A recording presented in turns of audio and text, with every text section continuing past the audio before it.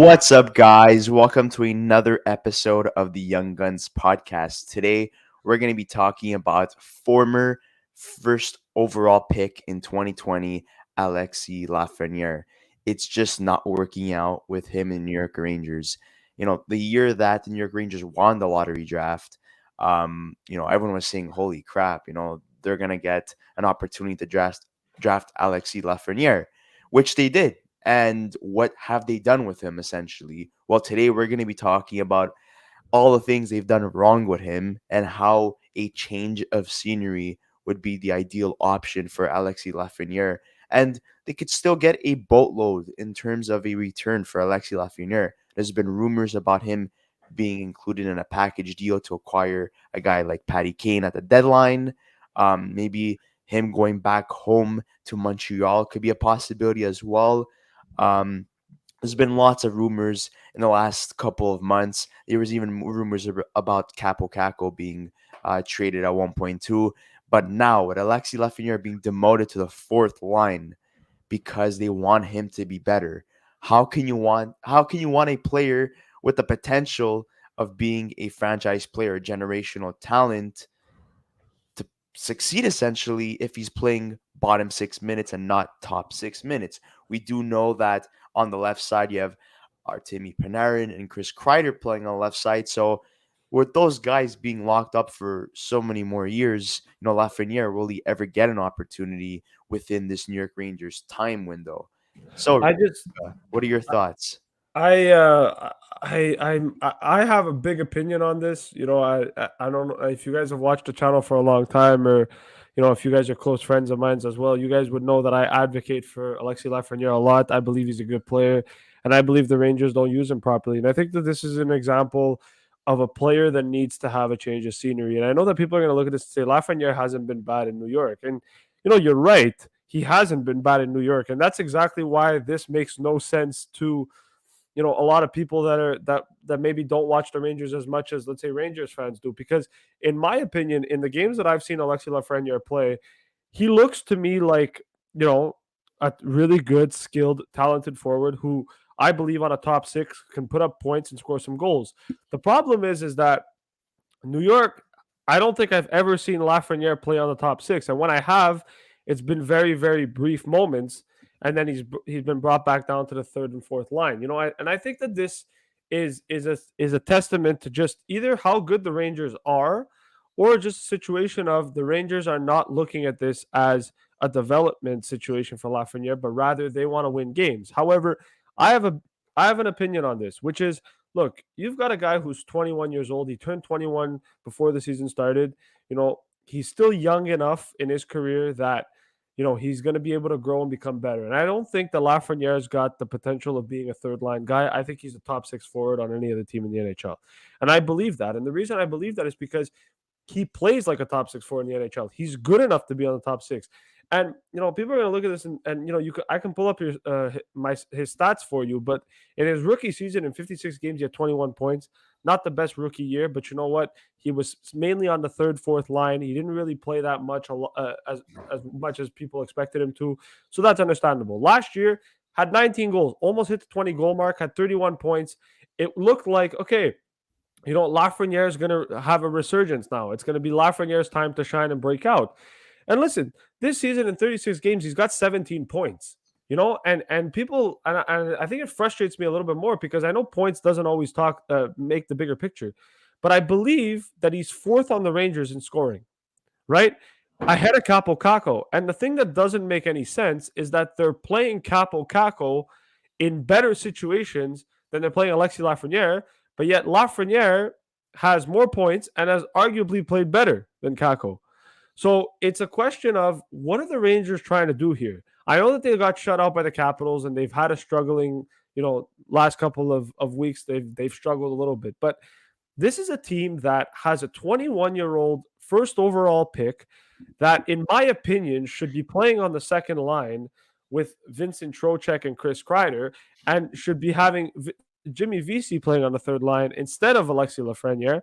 But that's not what they're doing. And I think Gerard Gallant over here has lost the plot in the sense of what's he trying to do with Alexis Lafreniere? What's the message that he's trying to send to this kid? Because, in my opinion, I believe that young players need to be put in a position to succeed in order for them to succeed. And the only way for him to do that is to be given an opportunity to play in the top six and be given an opportunity to play on the power play. And I know people are going to say, oh, but he's on the second unit. Yeah, the second unit sees maybe 20 seconds. That's not enough time for a guy to adapt himself at the NHL level and become a consistent scorer. This is a guy that when he was drafted, they were saying that he was going to be one of the best players in the NHL in the future, and the Rangers haven't put him in that position. So I'll be honest, as someone who's advocated for him, I believe that if this is going to continue in New York, I think the Rangers should explore trading him. I think his value is still high enough that you can get a lot for him, and I think Lafreniere would be better suited playing on a different team in a system where he'd be utilized to the best of his ability. Because I believe that this is a guy that can become a really good player in the NHL and can become a really good top six player in the NHL if given the right system, the right coaching, and the right players to play with as well. So that's my opinion on it. Well, look, Alexis Lafreniere in his first season in 2020-21, Yeah. 56 games played, 12 goals, 9 assists for 21 points. Not too bad for a rookie. In 2021-2022, 79 games played, 19 goals, 12 assists, total of 31 points. Okay, it's fine. Maybe a sophomore slump.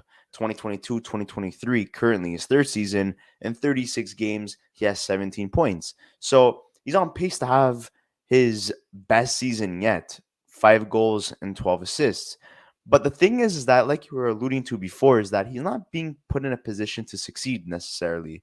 And Capo Caco, you know, is. And he was a second overall pick in his respective draft year. And this is going back to what I was saying, is that they essentially had a surplus of assets, right? They got lucky to win that that first overall pick in Alexis Lafreniere when they shouldn't have. So it puts them in a situation where it's like, it's nice to have this, but do we necessarily need it? And if you Yeah. don't really need it, maybe trade them away for something that you do need in return, right? And I think it comes down to a numbers game. There's so many talented players offensively in the top six that Alexis Lafreniere finds himself outside Well, of the top six. I think what's frustrating as well, okay, and I know that people are gonna look at this and people are high on this guy too, but I look at everything the Rangers have done and the way they've kind of conducted this. Vitaly Kravtsov, okay, I'm gonna give Vitaly Kravtsov as an example, okay. Kravtsov is a guy on this team and has had an opportunity to not only play on this team but play on the top line with Artemi Panarin, to not to mention, and Mika Zibanejad, okay. And in those games that he's played 16 games total this season. Kravtsov, he missed some time due to the fact that he was in Russia and then also had an injury as well. Um, has 3 points.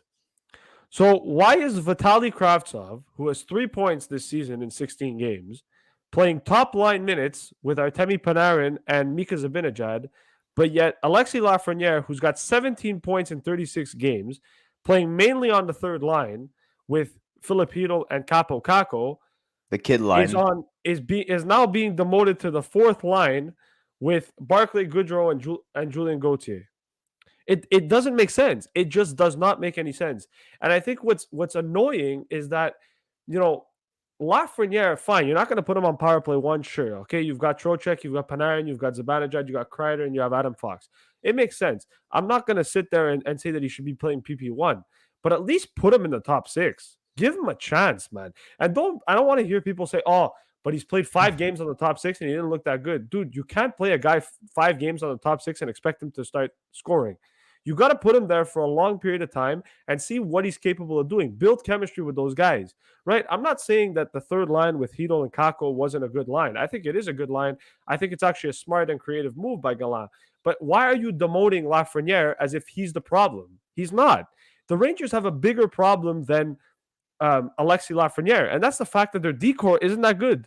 It really is not that good. And if you go and look at the Rangers decor, like their top four is good, their top six is not the best, and even their fourth line it's nothing to write home about, right? So this is a question of what's going on with the Rangers here. Like, what are they trying to do? And I think what's upsetting about, kind of Alexis Lafreniere, we talked about it with Shane Wright, where it was like, this guy needs to play if he wants to become a really good player in the NHL.